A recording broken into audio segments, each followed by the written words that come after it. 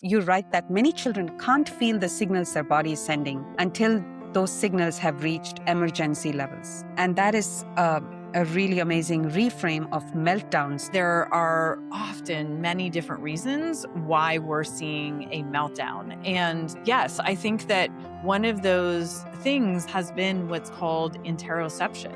And that's our ability to sense our body, feeling of pain in our bodies, temperature, all of those things, whether that's going to the bathroom, whether that's my head is killing me, I need to deal with this migraine or headache, or I'm hungry, I need to go and do something. And so many of the clients that I work with don't have that internal sense. And so what we see on the outside is, well, he's not potty trained or bathroom trained.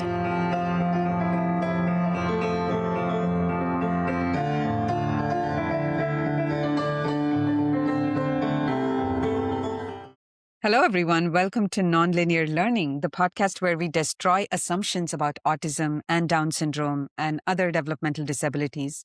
Basically, we question learning disabilities entirely and rethink what education can look like when it's implemented well.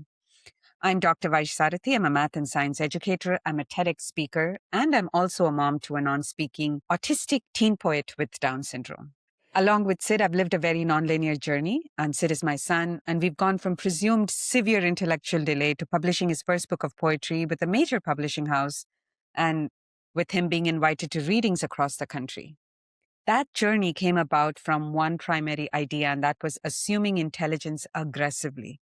And here on this podcast, that's what we do. We explore what learning can look like for every brain. And my goal is simple, is to help you stop hustling through education, because I think that's what special ed has become, a hustle, and start teaching in a way that actually creates motivation and growth. So if you're ready to question what you've been told about learning and disability, you're in the right place. And our guest today, Dr. Dana Johnson, could not be a more perfect fit to talk about how what you see in a child with disabilities is not often what is actually true. For more than 20 years, Dr. Johnson has worked alongside incredible families who have taught her what true resilience, patience, and hope look like. Through this work, she's learned that two things can be true at once. Your child can struggle and make incredible progress at the same time. And I want to come to this in a bit. Recognizing that too many professionals didn't know how to truly help these families, Dr. Johnson created her fabulous YouTube channel, The Autism and Apraxia Doctor. Please go ahead and check that out. It's the Autism plus Apraxia Doctor, and expanded her reach across multiple platforms to educate professionals in the autism field. She specializes in helping individuals with complex autism, whole body apraxia, and other neurodevelopmental disabilities develop intentional motor skills and improve their overall health. Her mission is to empower families and professionals to see autism through a new lens, one that recognizes the body-brain connection, promotes health, and it also opens doors to possibilities that many of us thought were out of reach. Her work is rooted in a deep belief that her clients are capable, intelligent, and deserving of the support needed to unlock their full potential. Dr. Dana Johnson is the founder of the Spellers Center Tampa and Atlanta, and she's the co-creator of the Spellers Method. She holds a master's degree in occupational therapy and a PhD in child mental health and development. Welcome, Dana. I'm so happy to have you on Nonlinear Learning for the third time.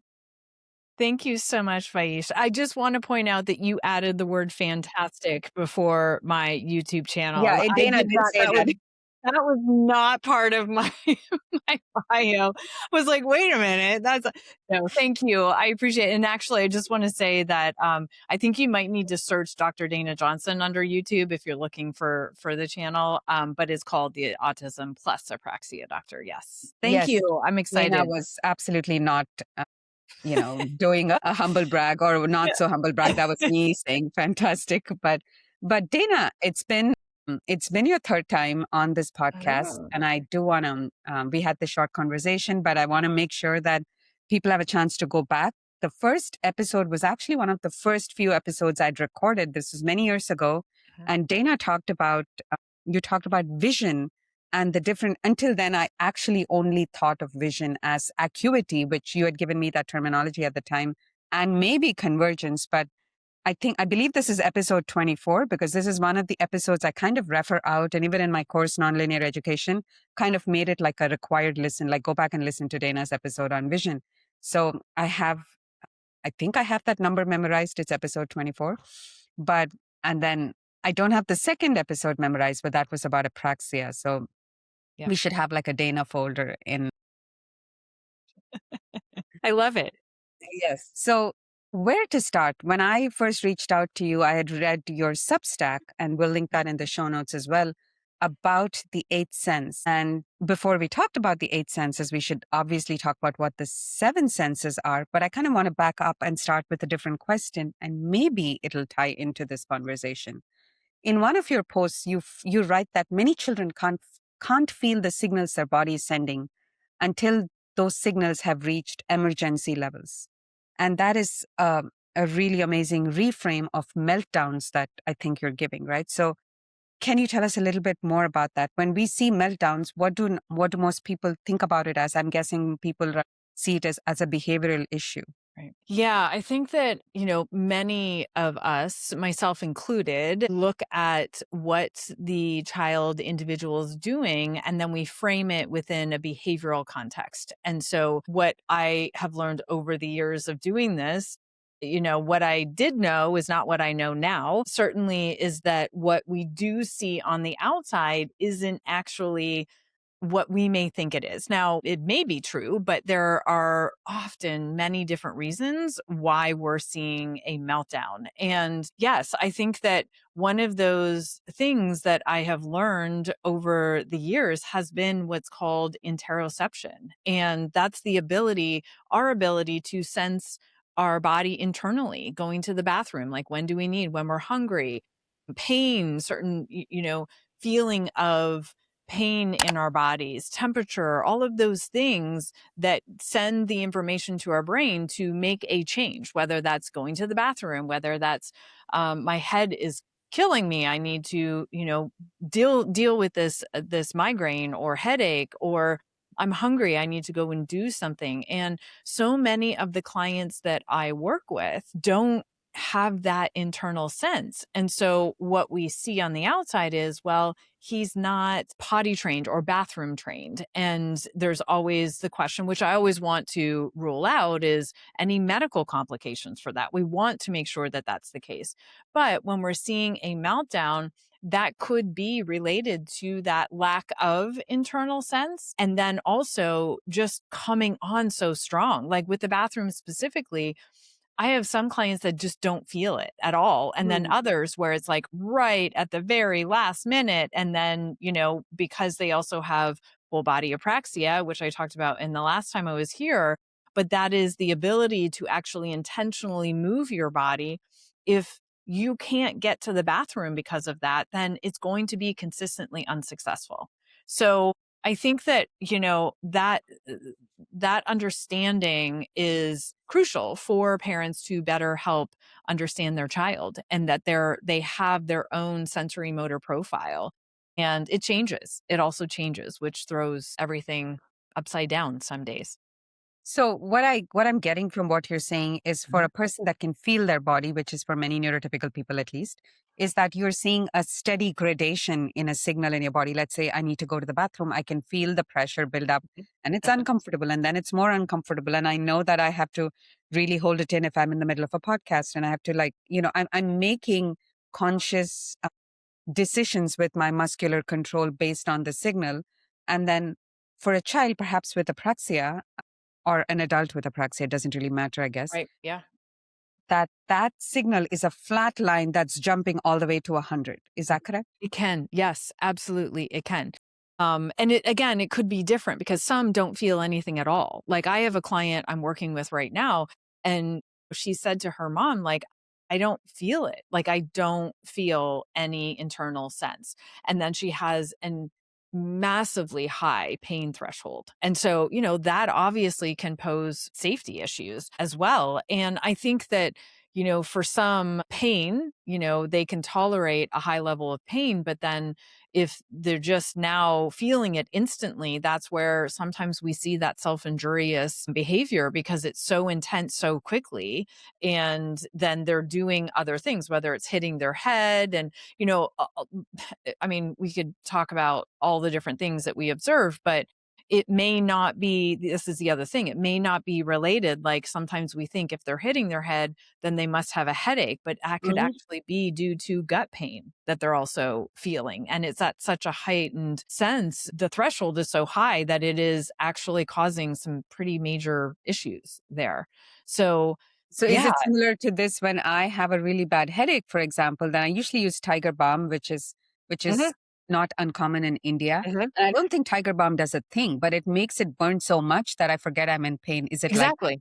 Yeah, yeah, Exactly. Yeah. yeah. It's like when you're in pain, you have tooth pain, go stub your toe. So then you forget about the tooth pain and your brain is addressing. Yes, that absolutely is something that does happen in my clients. Yeah. Yeah.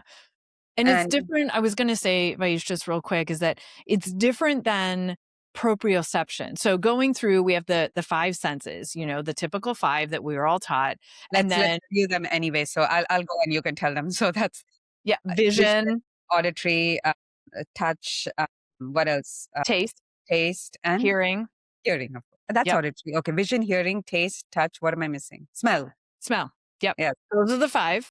Uh-huh. And then on top of that, we have proprioception. So that's our body's ability to sense our body in space. So we have proprioreceptors in our muscles and joints that when we move, it sends a signal to our brain to say, okay, you're raising your hand in the air. So I know that not using my vision, I would be able to sense that my hand's in the air and I move Mm. my body accordingly. And many of my clients struggle with that sense. And so they can't figure out where their body is in space. So they then can also be more intense with their body, whether that's hitting again something, not necessarily themselves, but some do hit themselves. Some do, have that self-injury of biting. And that's giving their body sensation. That's the amount of intensity that they need in order for their brain to register where their body is in space. So that's proprioception. Let's actually that's lighting a lot of bulbs for me because I know that hand flapping can be that too, right? Yes. Like where am Yep. I in space? And I know that like sometimes in a place, if I'm asking Sid to stand still, he Mhm. actually can't. He needs to keep oscillating from leg to leg, or he needs to go stand by like where his back is by a surface. He Yes. stands still in the middle of the room where both his feet are planted, and I'm guessing that's proprioception too. That is proprioception. Now, here's the thing with the sensory systems is that we can't just say that's only proprioception. That's only smell. That's only because our body works as a whole, right? So Mm. our proprioception also is impacted by the vision, by the auditory, like it all kind of fits together. So with that example, yes, it could be like I need to move and rock because I'm activating those proprioreceptors in my muscles and joints. And now I know where my body is in space. It could also be a vision thing too, where if your dominant visual system is your peripheral system, those that tend to view things from the side, to look out the side of their eyes, and that's where they're typically that's the system that they're typically using as far as vision goes. And, we have the flapping, right? That is proprioception to feel body in space, but it also could be a visual thing. Going back to what your example was, Vaish, just that slight movement activates the peripheral vision, which is like, okay, that's good. I need this to help me to calm my body because if I just have to sit still, I don't have a lot of peripheral vision activation, and that doesn't feel good for my brain either. Mm. So that's what I mean by it definitely could be the proprioception. More than likely, it's the proprioception, but there's also a visual component to that as well. So that's proprioception. And then we have vestibular. So vestibular is essentially our sense of balance, but we all have fluid in our inner ear. and that gets shifted around depending on where our head is in space. So that tells our brain where our head is, and we're most comfortable, most of us, with our head being upright and centered, and we're all calm, cool, collected with that.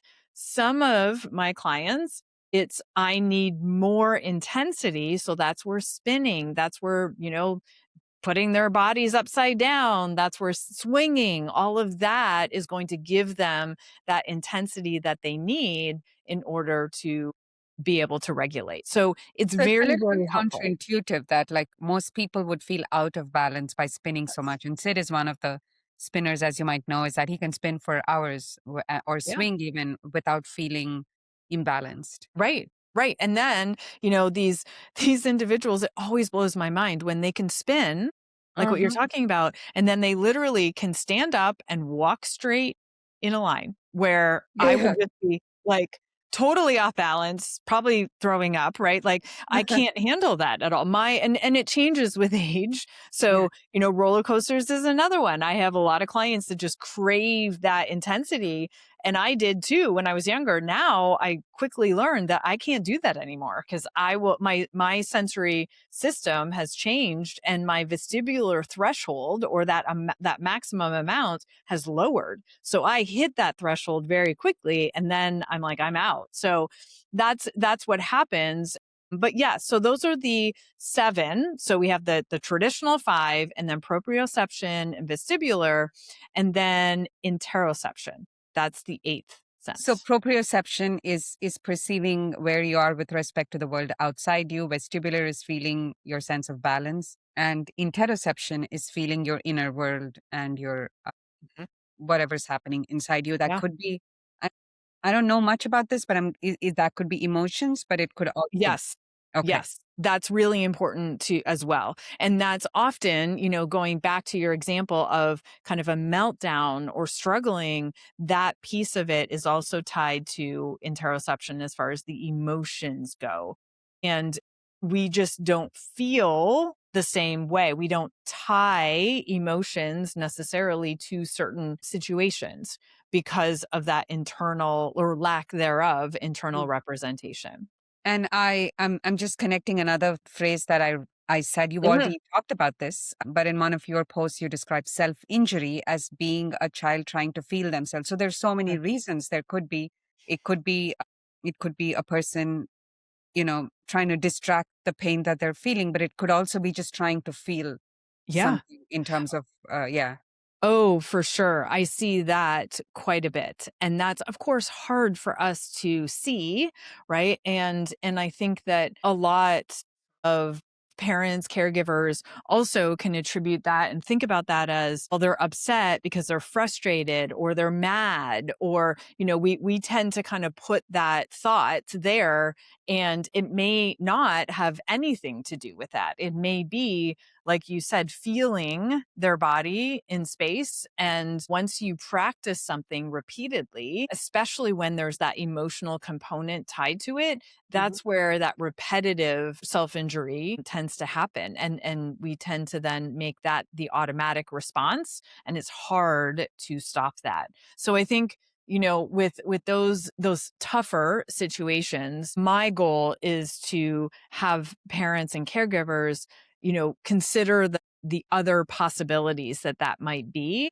And when we can consider that, that's then when we can come up with a solution, because I don't want, obviously, any of my clients to be hurting themselves, but we have to kind of figure out why are doing that so that we can then support them to stop. Do you find that this process of finding out the why is pretty complex? Yes. I mean, not just in terms of what it is, because the reasons are by themselves complex, but then Mhm. also the process, because a lot of times kids are in school where these Mhm. basic assumptions of competence, of intelligence are not in place, where Mhm. it's as you have to find the sliver where you can actually, investigate, sliver of time. Yeah. Yeah. And I also think what's tricky with interoception is that, if you're a parent and your child does have a reliable way to communicate, and you presume competence, and, you're just learning about this, and then you kind of go and you're asking them, so do you feel, or, tell me more about, and Mhm. it's like, I don't even know what you're talking about. Like, because if this has been your life, right? Kind of like with vision, if you're seeing double vision, or don't have depth perception, and somebody asks you, like, how's your vision? You're like, well, It's why? great. Like, I Whatever don't it is, yeah. know, right? Because you've only known that. And so that's the other piece of it. I think we have to remember that we're sometimes asked questions like that with the doctor, like, do you feel this? Or tell me more about this feeling. And it's hard to describe. I And hate so, tell me more questions, like, anywhere, like, it I mean, I know therapy is kind of supposed to be like the tell me more, but it's often like my answer is almost always like, "I don't know." yes. Yes. Yes. It's not concrete, right? Yeah. It's not concrete. And I think that that's what we're hoping, and that we're going to get from our kids. And it's not. And that, again, like you said, just another element of complexity on top of it. And so even if you are, not that of course, I have clients that will talk about how they don't feel that they have to use the restroom, right? Like, Mm. they will say that. They're like, I don't know. It just happens. And there's, questions and things like that we can kind of get to, but it's so tricky because it is so complex. And then, we have to kind of talk through, how do we teach someone a feeling? Did you know that there is now a quick but powerful way to learn directly from me on using age appropriate academics with your child that is not limited by your time? If you're on board with teaching your child complex academics, but it is hard to start, or if you find yourself getting stuck in patterns that don't work, I invite you to work with me. My app Nonlinear Learning is now on studio.com. You just need to navigate to studio.com/Vaish and enroll. Right? Mm. Like, how do we teach someone? And so it is very much like, especially, with a non-speaker, but across the board, because we're presuming competence and we do the same thing that we would with another individual. But it's like, okay, hunger, like, what is that? And it's teaching and talking about what that would feel like. But here's another element of complexity. How I feel hunger, is that the same as how you feel hunger? Right? Mhm. Like, Right. I don't know, Probably the because hardest thing to teach yes. interoception, right? Yeah. Yeah. Yeah. So it's a process. It's very individualized, but my goal is to, again, suggest to parents that this is a real thing, and it could be why your child is struggling with some of the things that, we look at, like the bathroom, or hunger, or like he never eats, he doesn't want to eat. Is it apraxia related? Is it, that he can't feel hunger? Um yeah, it's definitely not a simple one, like, recipe suggestion, everything's fixed thing. Yeah, and on the other hand, I was just talking to a parent who'd been who'd been told that her son needs to go to a behavioral Mhm. support classroom in special ed. And And when they visited the behavioral support classroom, they were talking to me about how depressing the whole setup of the classroom was. I've often also seen that several of the special ed classrooms, I don't know if this is true everywhere, but a couple of classrooms that I've seen, they don't have windows, they're closed in. I'm guessing some of those are supposed, safety measures. However, I can see how that would just make the mental state of someone sit in being in the behavioral support just completely. Yeah. I mean, I wouldn't want to stay there for any amount of time. Right. Yeah. And they have, you know, whatever seclusion rooms there that are legal in that state. And it's just that the paradigm of looking at behavior is so different. And I've been thinking about this word paradigm because I spent a lot of time being so frustrated about people who didn't believe that communication for non-speakers was not real, and that there is actually something, and profound autism means that there's an intellectual delay, Right. or that behavioral issues mean that the child is throwing a tantrum or whatever, right? So these things, I would get very upset until somebody reminded me about the idea of paradigms in scientific revolution. So this was actually for notes for a lesson plan I was making for one of my non-speaking students. It just so happened to come at the right time, and that every scientific revolution happens when a certain paradigm that has been working, a way of thinking, breaks apart. So you're trying to fit everything, for example, into the Right. geocentric model where okay, we're all revolving around the Earth. And if we see any issues with other planets, we're going to fit them into the same thing. We're Yep. going to make adjustments to the model, but we're not going to believe that anything else is true. We're going to keep making adjustments until one fine day we cannot fit the data into that model anymore. And we have to go to the heliocentric model and say, okay, we were wrong all along. The entire universe does not revolve around the Earth. And that paradigm shift, that's just one example, but it's happened many times with Newton and Einstein and with other people. And I think we're kind of like building up to a critical Mhm. state of that paradigm shift where we understand that a communication can be with a partner. Independent communication is not the only, there is no such thing, but also Right. there's no, what you're thinking of communication, what thinking of behavior. It's a paradigm shift. So it's not something that you can necessarily just go to a school and say, well, this is not true, because the change has to happen in the complete model of how we're looking at an autistic. So I don't know how do you make changes there, Dana? So how does that work? Because it's not the teacher's fault. They've not gotten the education. It's not Mhm. even the school, whoever the district superintendent's fault. They are basing it on the current model of behavior. Like, where does it start? Yeah. Yeah. I know. I know. I hear what you're saying and completely understand. And it's overwhelming. Like it can get to that point where it's overwhelming, but you're right. And I think those things that have had that and have gone through that paradigm shift happen because people kept saying and showing this is different. This doesn't fit into that nice box that you want everything to fit into. And up until now, it has fit into this box. Now, what do we do with this?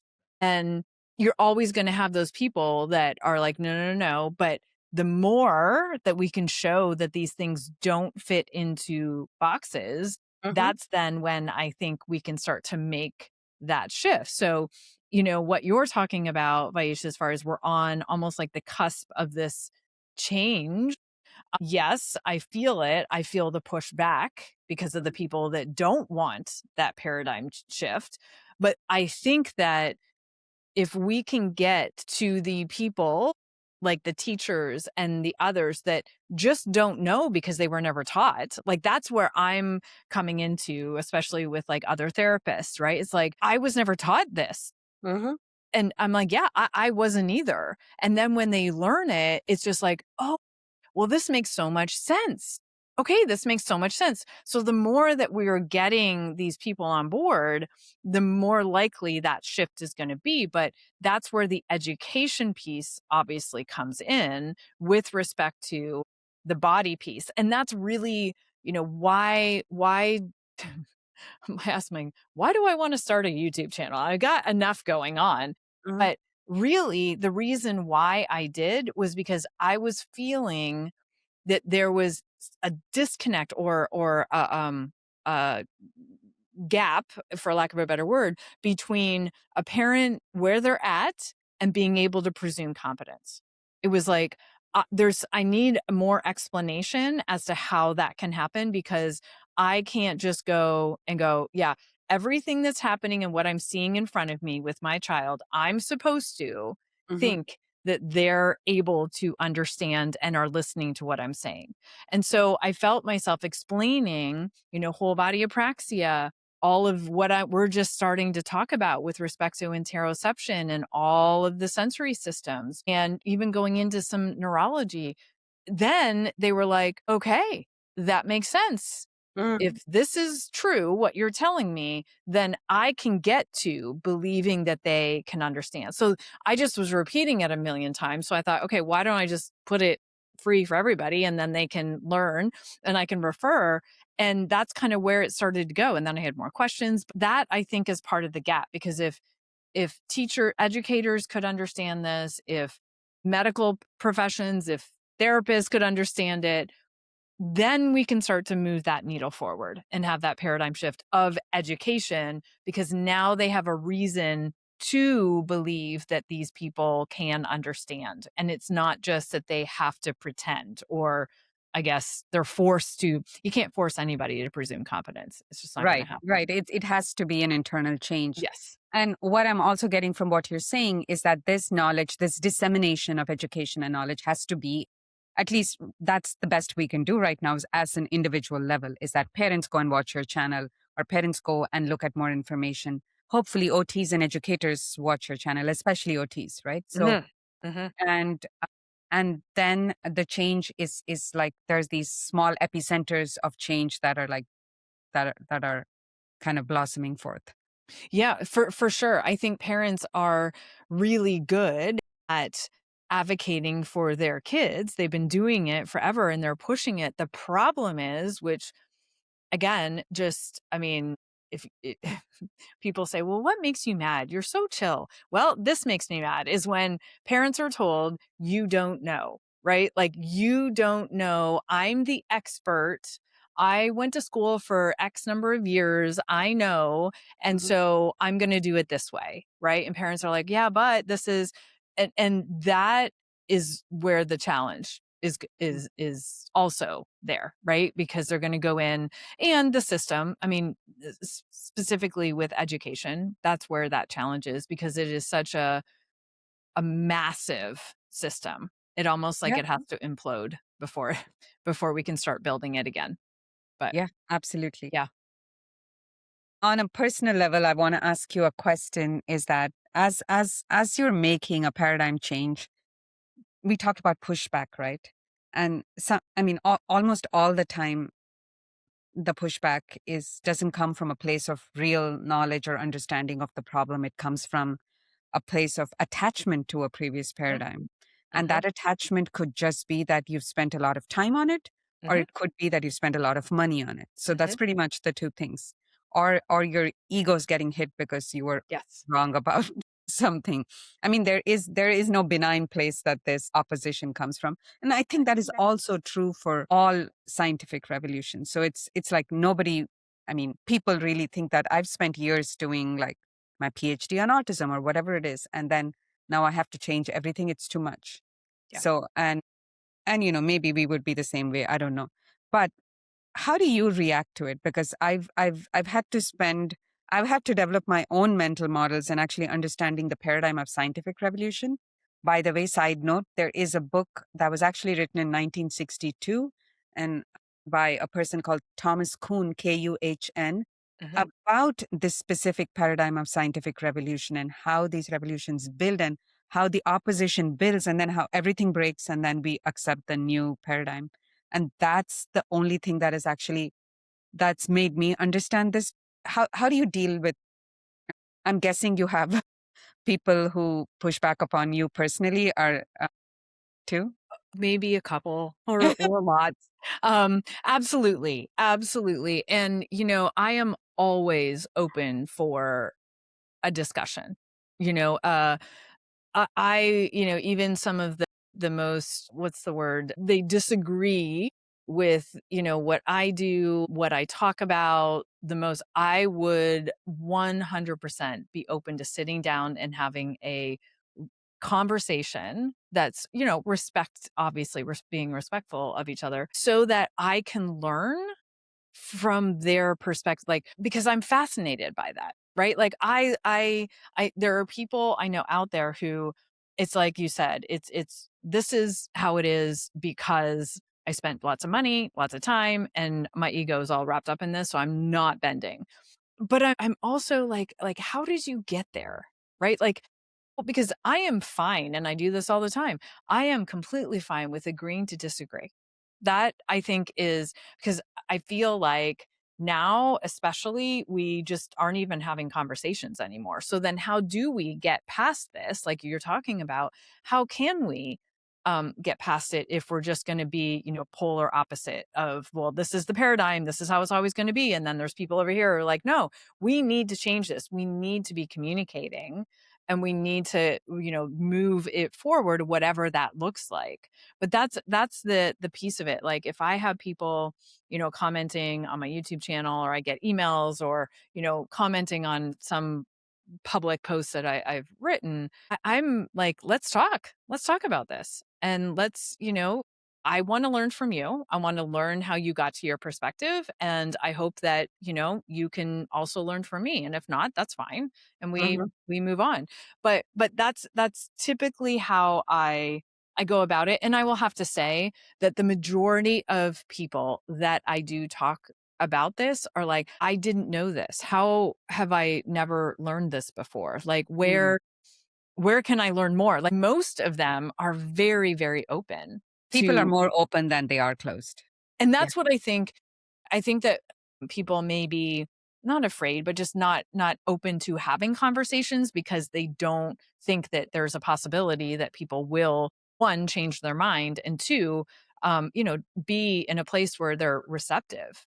And that's across the board. That's professionals, parents who come and see me and they're like, nope, nope, I still don't. I mean, you're doing this, you're helping too much, you're doing this. Like, I don't think. And I also feel in certain instances, especially with parents, it's more based in, fear, concern. And that's another reason why we don't want to change is because Mm. fear. And that goes for all of us. I've made it this far. My son is 36 years old.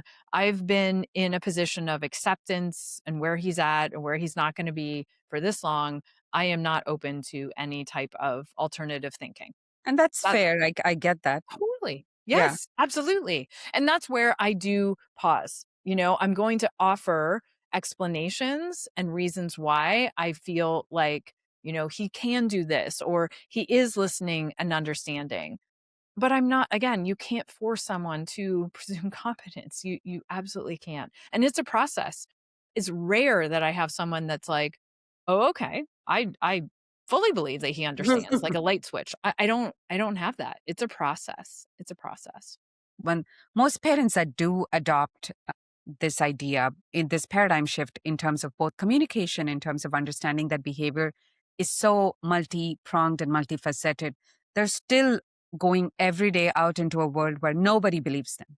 What is Mhm. it that is there as a practitioner who's also living the same world, right? And I am too. And we've also like faced all sorts of criticism. What is like one attitude that you think that would be worth cultivating? What has helped you? Like, is there a frame of mind? Is there something that Yeah, I think the parents that I mean, I respect parents in general so, so much. I think that those parents who advocate, when I say fiercely, I don't mean in a way that's like in your face, like, screaming type of, but have the ability to advocate for their child and does not give up. Very respectful to, whoever they're talking with, but then open to, okay, I did my best. I did all that I could. And now I have to make a choice because life is all about choices and consequences, good Mhm, and bad consequences, but that's really what life is every single day, all the time. And mhm, so I think being able to go into a situation and one, having an open mind, and two, realizing that it could go either way. And then I'm going to have to make a choice that what's best for me and my family. And that's where I'm a big advocate of supporting parents to go with their gut. And you disagree with something, then it's okay to pause and to think about it and then to decide what is going to be best for your family because that's the priority, and to not always see, because we've all been told that the experts are the experts for a reason and they know everything. And so we need to listen to them. But mhm. we're finding that that's not always the case. And bringing it back to, it isn't the case for the majority of the time with respect to the presumption of competence and communication. And Right. so that's where you as a parent need to feel empowered with the knowledge, go in educated, and then, decide what is going to be best for your child and your family. And finally, are there maybe two or three takeaways for parents that are really struggling with sensory issues with their child or with behavior related to the conversation we've been having? Yeah, I think that the first thing is to, not always assume it's like the tantrum type of thing and it's because they're not getting what they want, or in other words, it's a behavioral related, right? That they're intentionally doing something that, they're trying to manipulate you or being non-compliant. I think that and I always say this, could that be a possibility that that's true? Of course, they're kids, Mhm. kids are going to Yeah. do things and they don't feel like it. Adults are going to be like, I don't feel like doing this. So Mhm. that can be a reality. However, it isn't 100% of the time the reality. So it's important to practice just within your own mind to go, okay. And so many parents that I work with are amazing investigators. So it's Mhm. like, okay, what else could this be? And I think, that the reason why I did the article on Substack on interoception is because it stemmed from an example I had with a parent I was working with, and it was really about safety because their son kept, eloping and kept like just running from the car everywhere. Right. And I was like, well, there is the whole body apraxia challenge of inhibiting the Mhm. body. But I said the other thing is, and this is where we started to talk more about the interoception, is that he doesn't have one, we talked about the emotional piece of it, but heart rate, which when our heart rate increases, that tells us something. That tells Mhm. us, fight or flight might be, like there might be an animal, there could be a tiger out there, what's around the corner. It's giving us information. And if he isn't feeling that, he's not going to have that same fear sense, right? It's not going to be there. So it's different than, because I said this, because she said to me, well, so then it is true that they don't feel emotions. I'm like, No. no, no, we're going to clarify that. He does feel emotions. It's just those emotions that are tied to that internal bodily function Um, of your heart rate. That is a warning sign for us. It causes us in our brain to go anxiety, stress. Okay, you may have to prepare to run because there's something. And so that's the piece that is the missing link. And so that was where, that article came from, was because of that conversation. So, and again, like I said to you earlier, it's not just one thing. It's in his case, it could be the I can't stop my body, it could be the interoception, it could be both, but it helped us to figure out what are the strategies that would be best to work with him. so as unsexy as these action points are, really it's education and investigation that's going to help you. Yeah. I And mean, it would be individualization, right? Like it's individualized. what, I try in my videos to give different suggestions, and because I of course want something to stick, but Mm. often it's a lot deeper and there's more going on than just the surface area or the surface level things that we're observing. Actually, more often than not, it's that. So it may be something more specific, but yes, for sure, the individualization is a huge piece of it too. Okay. Okay. That is really helpful. And it would, I mean, all parents, me included, will love for, just like do step 1, 2, 3, and your kid will not have a behavior anymore. But Yeah. which is because this field is new and because we're all investigating, maybe 20 years later that will be a thing. Mhm. But Mhm. anybody who's even listening to this podcast is kind of at the frontier of this paradigm shift. So Yeah. Well, I think, and sorry, Vaisha, I was going to say real quickly, is that I like to kind of give examples for parents that they can relate to, because it's just, we tend to then go, oh, okay, I understand better. And if we think about it, the medical community or any type of medical, or even you think about exercise and diet, let's use that example, right? There isn't a one size fits all, like mm, for any of us. So pick a diet that might not work for you, but it works for somebody else. And right. same thing with like various exercise programs. Like, Mhm. so we are so individual, which I love, but also makes it way more complicated. And so I Absolutely. think if we can think about intervention and support like that, then we can kind of go, okay, I'm open to, there's a variety of things that I need to try and do before we kind of figure that out. So yeah. And maybe just consider it as a journey that's going to go on for a while and that hopefully you can try to have fun with. Yes, exactly. I mean, now we're wired for quick fixes, right? Mm. So that is something that our whole society and culture has shifted to, just that instant, like take a pill and, now we're fixed. And again, that goes for all of us, not just autism 3 or ways to any of get it. your child to calm down in 2 minutes. Yeah, like we want that. And of course we want that, but it's often, like you said, it's not the sexy, Yeah. It's typically the basics that we've been taught way back when and that actually stick and work, those foundations. And so that's really how I work. Not that other things don't support, but we definitely have to think about it like that. Yeah. And this episode is going to go into my YouTube channel, which actually has nothing on it yet. So I've been delaying. And as I was talking to you, I thought that how nice would it be for, as we're talking about your YouTube channel, for this to be on my YouTube channel as well. So everybody, if you haven't followed Dr. Dana Johnson on YouTube, go ahead and do that. And I'll also put a link to her Substack in the show notes. And thank you so much, Dana, for adding to the Dana folder. And I would love to add any other videos, Faish. So thank you so much. Thank you. Thank you. and I'm sure everybody loved this, but if you had as great a time listening to this as I did, go ahead and, if you're listening on YouTube, what is it that you do on YouTube? Like and subscribe? Like and subscribe, and then you want people to comment. So make sure they comment. And actually, Vaish, if they have questions, they can write them in the comments, and I'm happy to pop over and answer questions. Okay, so like and subscribe, and Dr. Dana Johnson will pop in and answer any questions that you have. If you're listening to this on Spotify or Apple Podcasts, then just drop a review if you can at the end, wherever the stars are.